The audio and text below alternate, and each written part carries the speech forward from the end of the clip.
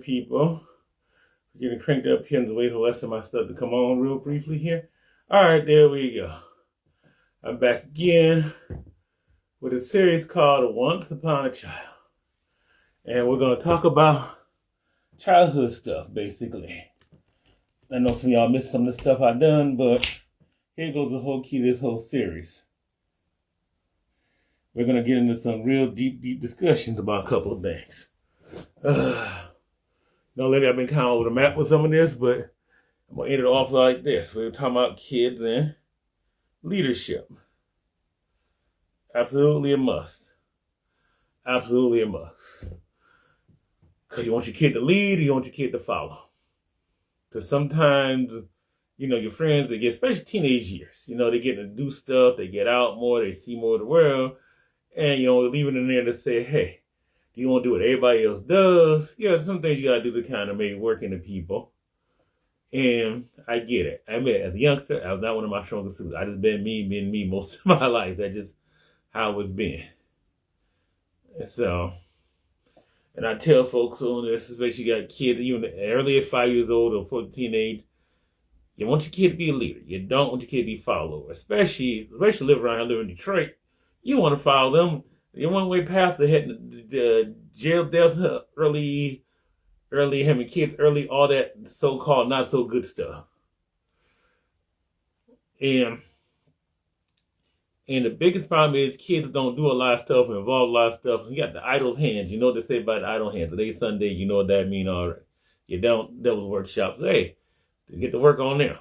You got to give them something to do, structure, not just school, something outside of school, some type of extracurricular participation. Me, it was absolutely sports. Me, I still play this again today. I'm actually a captain of a team where everybody on the team is like, basically, I'm the youngest guy on my team, and I'm the team captain on a bounce volleyball league team. Not the first time I've been a captain of a team. I'm almost saying it won't be the last time. Actually, it's kind of crazy, right? Still. Because I couldn't just follow what everybody else do, A lot like, okay, my team, even adult, like, no, they just work out. They come show up on Wednesday. Well, Monday and Tuesday, I'm actually playing volleyball. I'm working on footwork, jumping around. I'm at a gym where I strike and slide. I'm going through memorization of stuff other teams play against. This is me. I can't do other people because I get my team prepared. I have a great responsibility. And I think that might be a good thing with somebody having some other responsibility other than themselves sometimes. I think sometimes being involved in something, especially you lead something, you should have some other responsibility other than just you. I think it make you better focused. It definitely make you accountable to things. I think it's a very great thing. It's not the only thing involved. I have to give you a small example. Trust me, I can sit there and talk about 3 hours about myself, but I'm not going there like that today. What I'm saying is, as parents, you can't have your kids follow out here. And you're going to follow the kid that's getting straight A's who's a super athlete, both. Damn, yeah. But that kid hanging out in the crowds, partying, drinking, smoking, no. But that kid's going to school, handling business, getting the scholarships, they're getting a new IL together, getting their social media together for school. That's your people you want your kids around. Problem is, for that one, you got about 9 other knuckleheads out here doing whatever, or 8 other 7 other knuckleheads, and 2 is kind of like on the teeter-totter. So it's like, what you gonna do? So you got to put these stuff in your kids early on to say, hey, you can have fun, do what you're gonna do, but you can't do what knuckleheads do. You can't. As much as it hurts, as much as some of them can't stand it, and some of the kids who get frustrated about that, talking about, well, my friend, I had no fun, Sometimes you got to say, hey, it's just, hey, we got to do it this way in a discussion. This is how it is. You can't let them get adrift, man. It don't take long this day and age. Trust me. I did been tutoring, coaching, mentoring kids probably now about 15 years, and I've seen, thank you for the most part, I've seen most of the great stuff. There's a few that fell off, especially when I dealt with kind of the early part of this thing.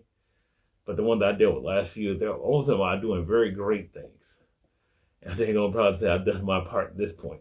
I had a question about that as far as a few didn't do well, but I would say 90% of the kids I've dealt with now, about 85% of them are already adult age, and all of them are very productive. And that's all we're trying to do. Productive, healthy people as they get older. We just don't want them just going off doing what they getting criminal records, having a bunch of kids, not taking care of them, drug abuse problems, all that. We're just trying to avoid all that. And that's my key to all that. So to summarize the saying is, hey, if you don't stand somewhere, you're gonna fall. You're gonna stand for something. You're gonna fall for anything. There you go. I'm done.